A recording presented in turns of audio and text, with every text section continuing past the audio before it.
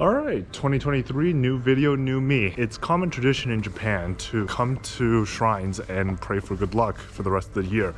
Unfortunately, I didn't do that at the beginning of the year because I didn't know.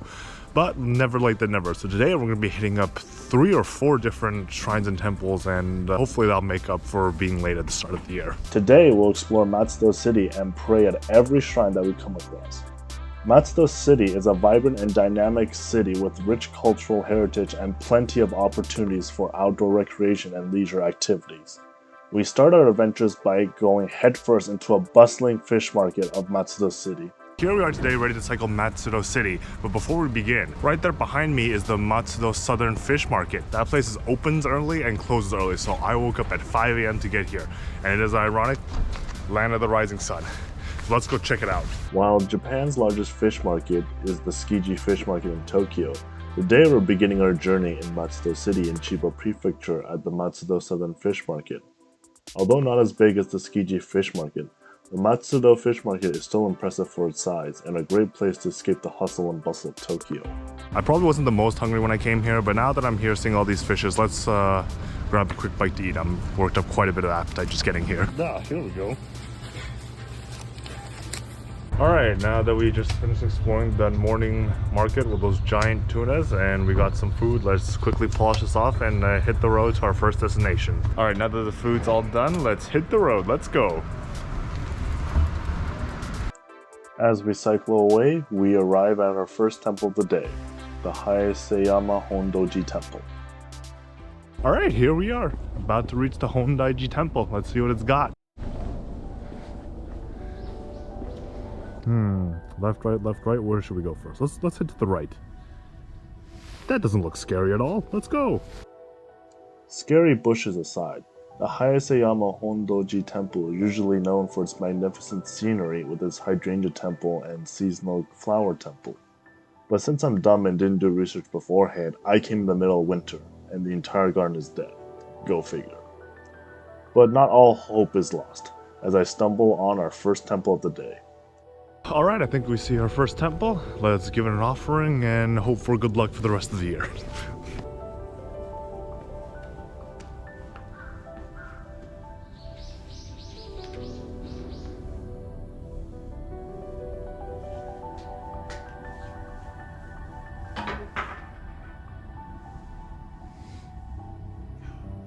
After a quick prayer, I realized I was lost in this massive garden.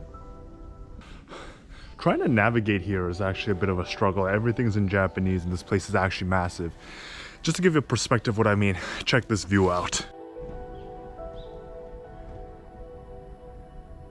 That gold structure up there looks very out of place. Normally something as flamboyant as this would be a tourist attraction in the touristy area, but it's nice to see that even in rural Japan there are still some hidden gems deep in the countryside. Alright, now that we just visited the garden, let's visit the actual temple itself, so let's go. The Hondoji Temple is the site of the residence of the prestigious Hiraga family of the Genji clan, which is why this temple is equipped with a watchtower and a 5-story pagoda. Alright, here we go, the main temple. Alright, here we are at the actual temple. Let's give it an offering and pray for good luck.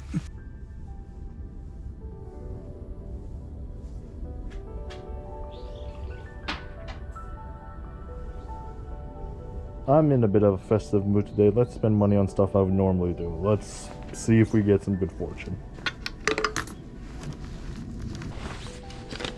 Good fortune, bad fortune.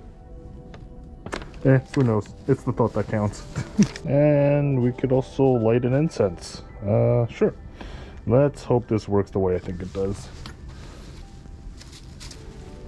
Ooh, scary. Yeah, that should about do it.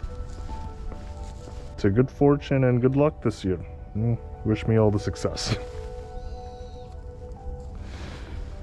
Now that I thought about it some more, it does make sense. This is not a temple. This was originally built as like a mansion, so it does make sense for this place to be very, very big. So I guess I'm stupid for thinking like, oh, it's just gonna be a temple. It's gonna be very small and contained. But having this lavish of a garden does put in perspective how rich this family was before they donated their land to the city. With bad planning and dead gardens out of the way, maybe we'll have better luck at the next temple. This is definitely the right place, but boy, does it look ominous as hell. Check out what I mean. That's the name. That's definitely the right name. And then apparently this is the entrance. Let's hope I don't get murdered. This place must be massive. It's got 2 gates. It's got a reception leading into the reception. Here we are at the last and final gate. Hopefully this is worth all the hype. Walked through 3 gates just to get here. Let's see what's inside. The Tozenji Temple was established in 1481 and is home to many Buddhist monks.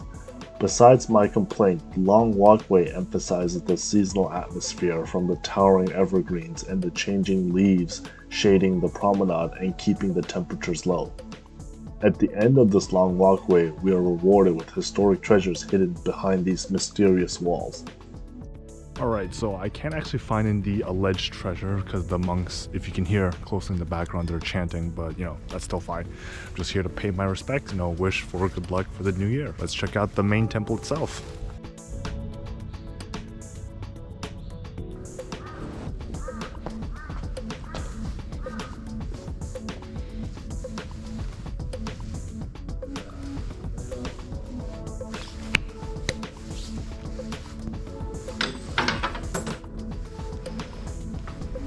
Hopefully you enjoyed that first-person POV of praying on a shrine. With the disappointment of no historical treasure behind us, we head our way to an unexpected surprise on the road. Alright, so here we are at the 21st Century Forest and Square Park. This park seems abnormally large, and I was just cycling along the way and just ran into this place. This wasn't even on the itinerary, but since we're here, we might as well explore this massive piece of land. If you look right behind me, this place is large enough for people to set up camp. This whole area probably took up like 12 to 16 city blocks. I'm just gonna take a quick walk around here because I'm actually pretty tired from cycling. So let's see what this big park has to offer. This unfathomable park occupies 50 acres of land, which rivals some of Japan's most well-known parks like Yoyogi Park. With wide lawns, nature paths, and dense gardens, this makes it the perfect relaxing spot after a long day. This entire park is centered around the famous Sendambori Pond, which attracts wildlife, which makes it the perfect spot for bird watching and wildlife. With a park this big, there are inevitably going to be animals that we need to be careful of. Well, color me intrigued. Snakes? Bring it on.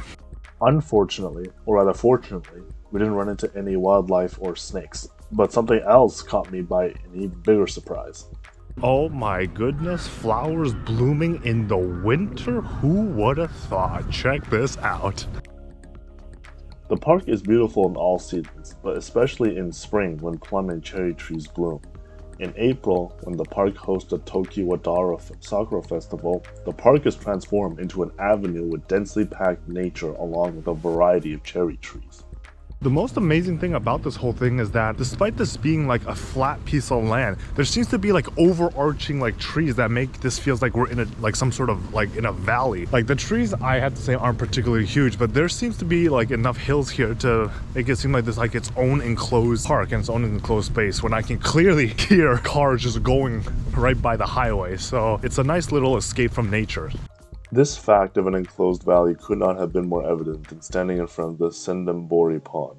With massive trees protecting the body of water from urbanization, makes it the perfect and welcoming ecosystem for wildlife observation. This has actually been the biggest surprise of this city so far. I expected the city to be a little boring per se because it's pretty rural and deep in Chiba Prefecture, but I don't know. This sort of nature stuff calms me down. It makes me relax from all the hiking and schedule and the shooting and YouTubes, but I'd say this is pretty relaxing. It's pretty large. You can spend quite a bit of time here walking around. All relaxed and surprised by this gem of a landmark, we head to our next prayer location. So here we are at the final shrine that we're going to be visiting today, Matsudo Shrine. It's located in the heart of the city. It's not going to be as big as the other two we visited earlier today, but we saved the best for last. This place is probably the cleanest and is probably the most touristy, but we're here to make our New Year's wishes come true. So let's go dump some money in this shrine. Matsudo Shrine is in the middle of the city, which is rather ironic because the word Matsudo means meeting point. This shrine has had numerous disasters on many separate occasions, but each time it was rebuilt. This is why the shrine is now protected by 4 heavenly gods, with each representing a direction: north, east, south, and west. With all that being said, I feel the most hopeful praying at the shrine because I'd be praying to 4 different gods. So let's end our New Year's wishes on a high note.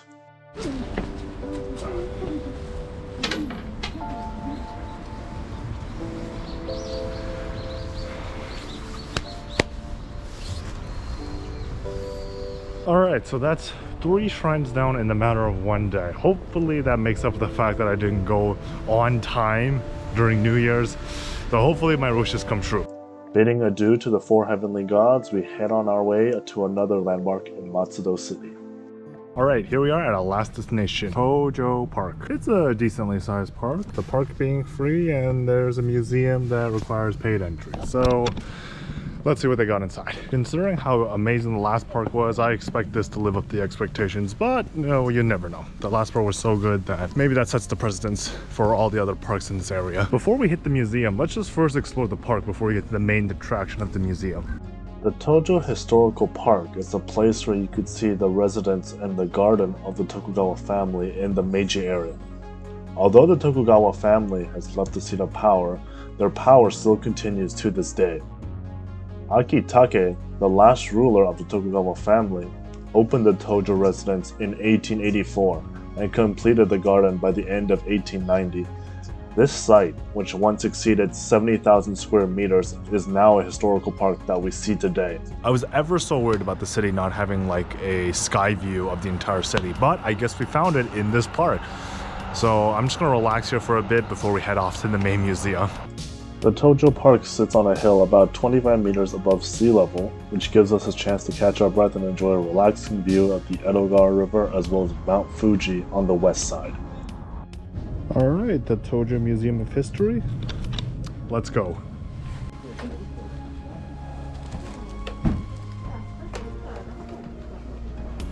This is the only building of the Tokugawa family that still remains from the Meiji period. Since 1884, there are 9 buildings connected by corridors with a total of 23 rooms still open to the public.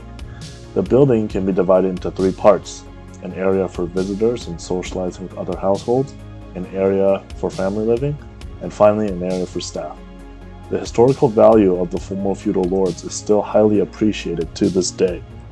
It's been Matsudo City. It's probably wasn't the most eventful city of Japan that we visited, but I still enjoyed it nonetheless. The 21st century park is probably the highlight of this whole trip. It was unexpected. It's like a Christmas surprise you didn't see coming. But anyways, yeah, I gotta return my bike, head back home. It's nice to spend today in Matsudo City, and I'll see you guys in the next episode. Bye.